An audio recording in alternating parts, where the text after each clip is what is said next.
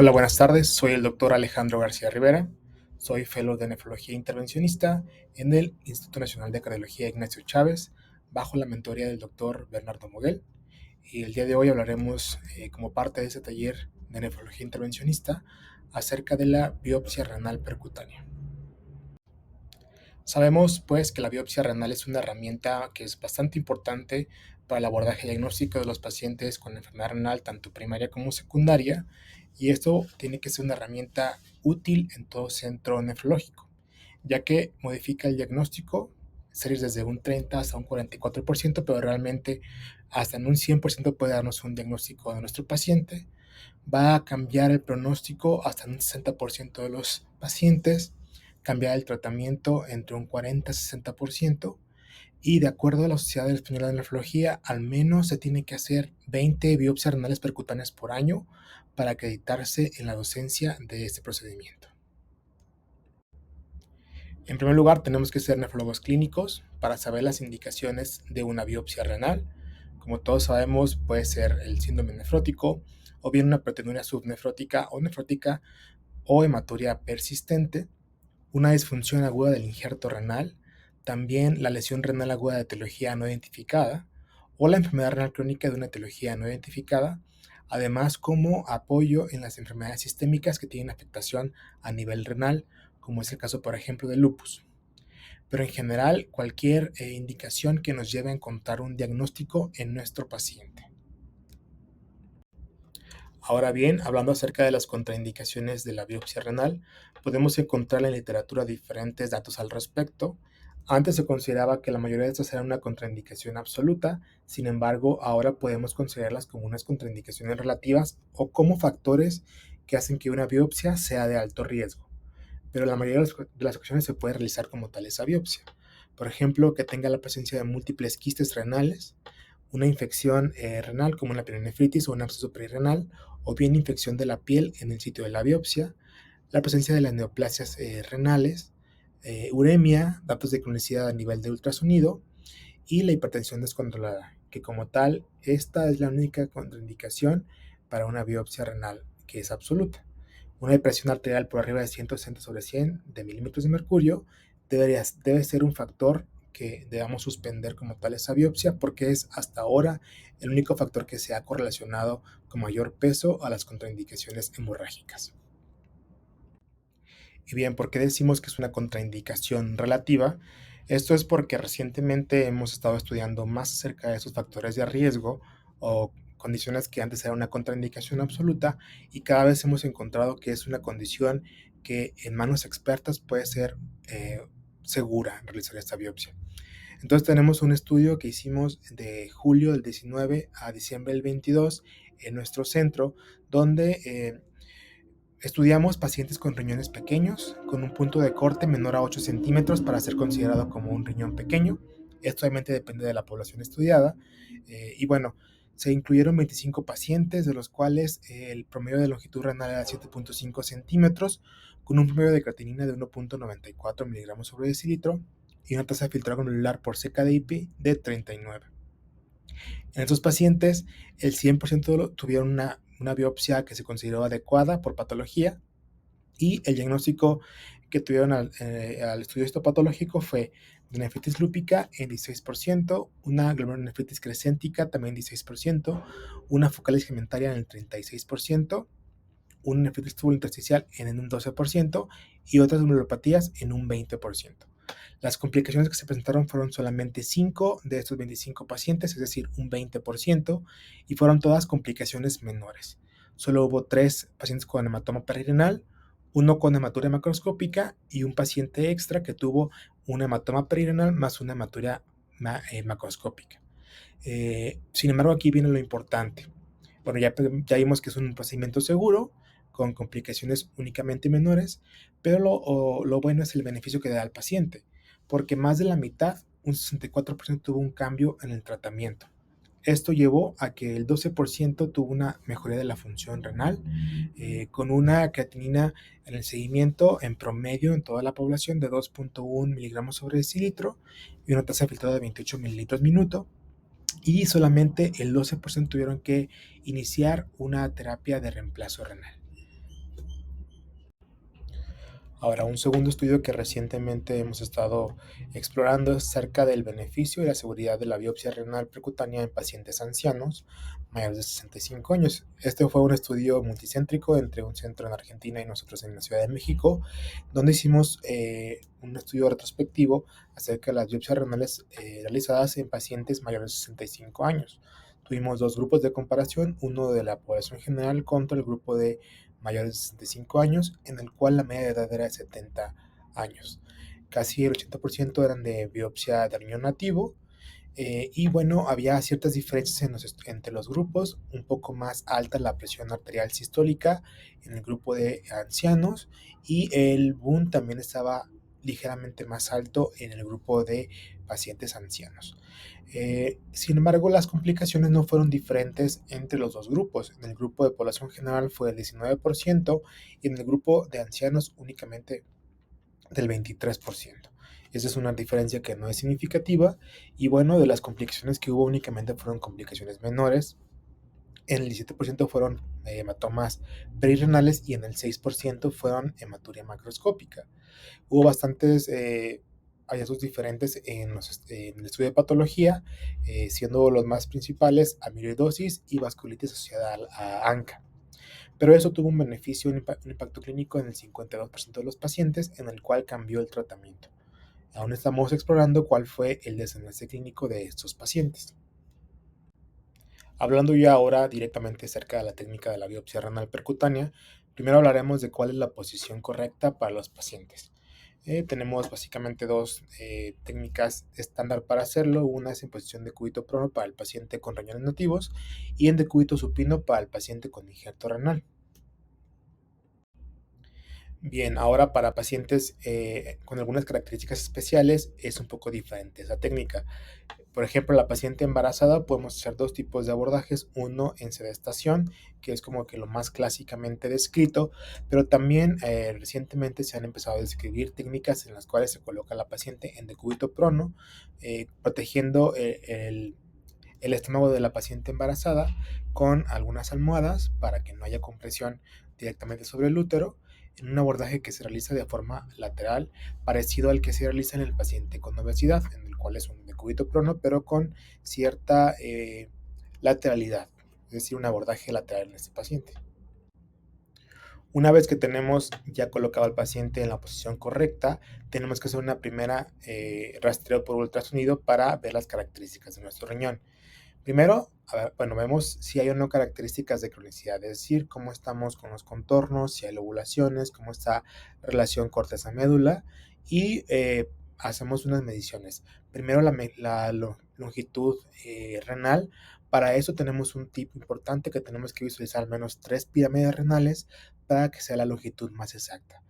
Medimos de polo a polo la longitud y también el ancho del riñón y hacemos una tercera medición para hacer el volumen renal. Ahora bien, hacemos una valoración con Doppler, tanto Doppler color como Doppler pulsado, para ver cómo está la vasculatura de nuestro riñón y vemos cómo están los índices de resistencia, los picos de velocidad sistólica y diastólica, esto con la intención de que tengamos una biopsia lo más segura posible, sabiendo pues las relaciones que hay con los grados de fibrosis de nuestro riñón. Y obviamente identificamos la vasculatura para alejarnos de las zonas más vascularizadas. Ahora tenemos que elegir qué riñón vamos a biopsiar. En el caso de los riñones nativos tenemos que ver si va a ser el izquierdo o el derecho. Lo más frecuente es que sea el riñón del lado izquierdo, pero únicamente cuando hay alguna situación, como por ejemplo un tamaño o una simetría renal, que el abordaje sea muy difícil del lado izquierdo y veamos un riñón derecho favorable, que esté un poco más descendido y que no esté tan cercano al hígado, podemos elegir el riñón del lado derecho.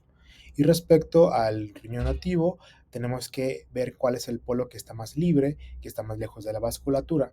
Lo más clásico es que biopsiemos el riñón izquierdo en el paciente con riñones nativos, en el polo inferior, y en el paciente con injerto renal, el polo superior, para alejarnos de la vasculatura renal.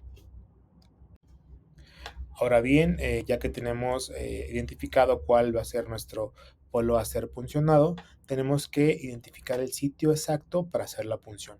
Esto lo hacemos colocando el transductor a 90 grados en una zona de seguridad que se denomina triángulo de Greenfield, el cual está limitado por la 12ª costilla, el músculo oblicuo interno y el músculo erector de la columna.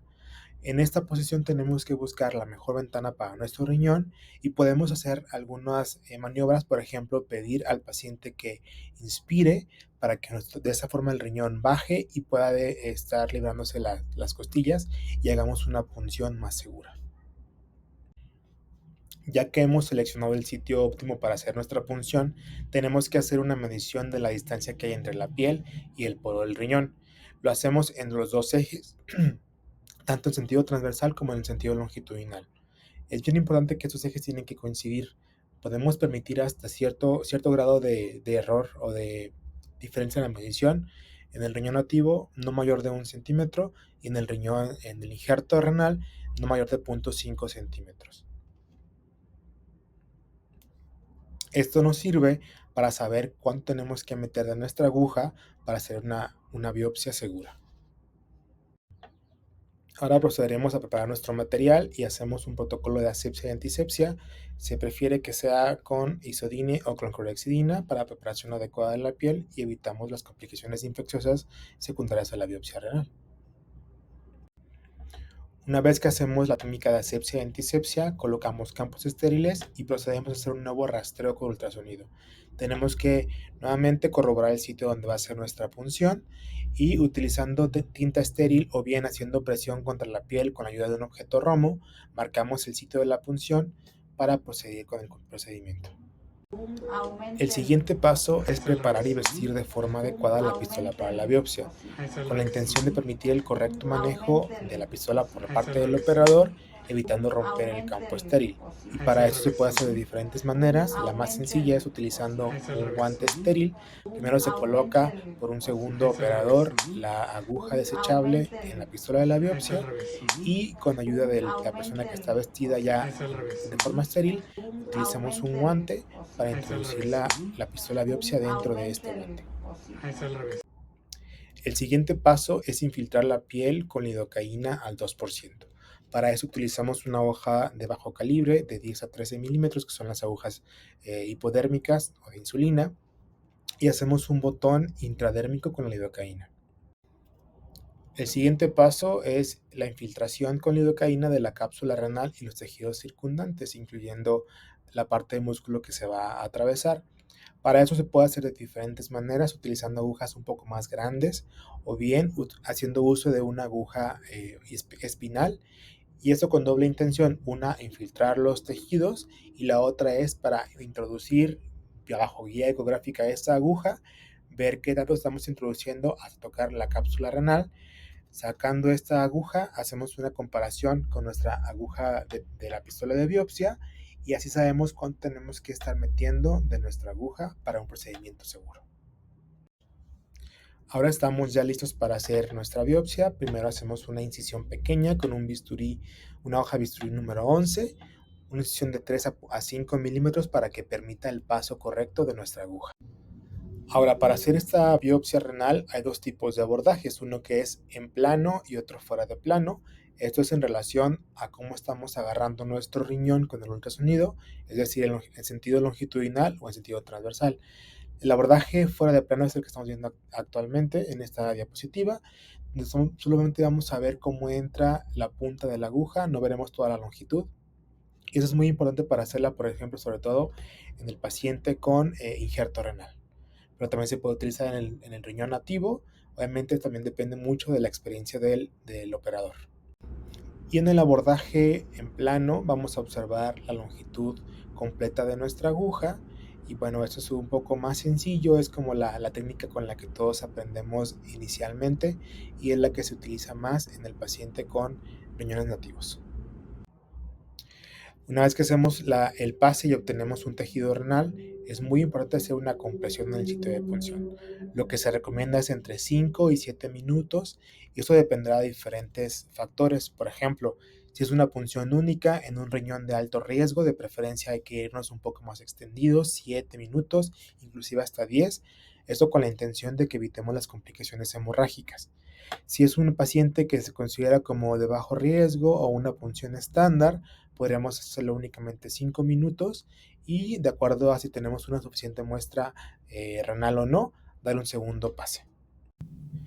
Inmediatamente después de hacer la compresión durante 5, 7 o 10 minutos, debemos de hacer un ultrasonido, un rastreo por ultrasonido para vigilar que no haya ninguna complicación. Si lo hacemos tanto en 2D como con el uso de Doppler color para vigilar que no haya extravasación de sangre a la periferia del riñón. Si vemos que hay una formación del hematoma, de preferencia debemos considerarla como esa biopsia se ha terminado y hacemos más compresión. Tenemos que buscar también si ese hematoma tiene un flujo activo, si hay movimiento dentro del hematoma, para que, bueno, es un dato de alarma que tenemos que hacer más presión y, bueno, vigilar más al paciente porque puede ser que se complique más. También es muy importante que entre un pase y otro estemos contando glomérulos, es decir, que veamos nuestra muestra de tejido renal bajo un microscopio. Actualmente hay microscopios digitales que son, digamos, de bolsillo, son portátiles que podemos ver con gran facilidad y contar el número de glomérulos. Esto va a ser bien importante para que podamos asegurar una muestra adecuada. De acuerdo a lo que estamos buscando, va a ser entre 10, 20 glomérulos y con eso podemos decidir si seguimos dando un segundo pase o si con un pase fue suficiente, sobre todo en pacientes con alto riesgo. Finalmente colocamos un apósito estéril en el sitio de la punción y vamos a proceder al paciente a supinarlo para que bueno, con ayuda del peso estemos haciendo un poco de compresión sobre el sitio de la punción. Obviamente el paciente con la biopsia de injerto renal se va a quedar todo el tiempo en decúbito supino. Y ahora procedemos a pasar al paciente a una de recuperación y observación, donde vamos a vigilar las características de las siguientes 3 micciones. Es importante saber que, bueno, en una gran proporción de pacientes puede haber hematuria macroscópica, pero tenemos que estar observando que esa hematuria esté aclarando. Si el paciente tiene hematuria macroscópica no formadora de coágulos y aclara durante las siguientes micciones, es un paciente que se puede ir a domicilio. ¿Cuándo tenemos que observarlo? Eso dependerá mucho de las reglas del centro, pero en general hasta las operaciones de 2 a 4 horas se consideran que son seguras siempre que hacemos un ultrasonido posterior a la biopsia y que no vemos ninguna complicación inmediata. ¿Por qué es seguro? Porque más del 90% de las complicaciones se presentan durante este rango de tiempo. Obviamente, si hay un paciente con un factor de riesgo para hacer complicaciones, de preferencia tenemos que estarlo observando dentro del hospital en las siguientes 24 horas.